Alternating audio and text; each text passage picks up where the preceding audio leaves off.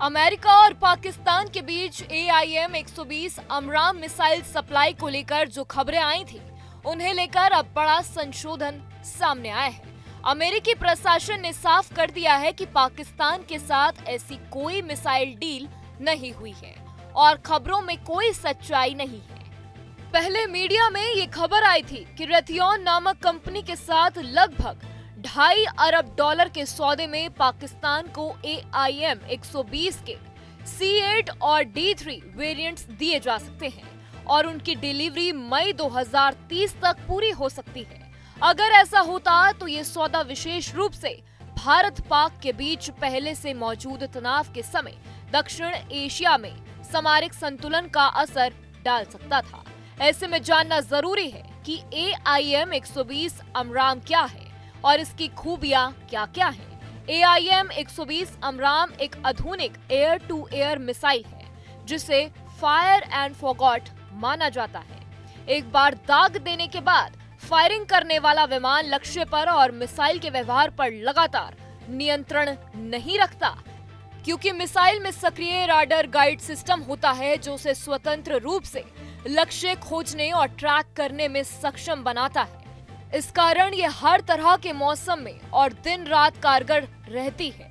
Missile का वजन लगभग 154 किलोग्राम है और ये सॉलिड फ्यूल रॉकेट मोटर से चलती है, जिससे इसकी गति करीब 4900 किलोमीटर प्रति घंटे तक पहुंच जाती है। इसकी क्षमता वेरिएंट के अनुसार बदलती है। पुराने बेसिक वेरिएंट की रेंज 50 से 100 किलोमीटर के बीच मानी जाती है, जबकि नवीनतम AIM 120D वेरिएंट लगभग 160 किलोमीटर तक का लक्ष्य पर मार सकता है।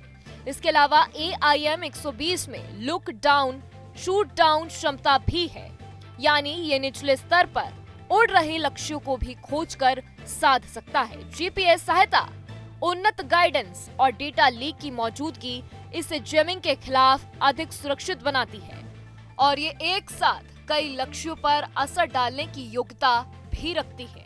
इसीलिए ये डॉग फाइटर और बियॉन्ड विजुअल रेंज दोनों स्थिति में उपयोगी होती है।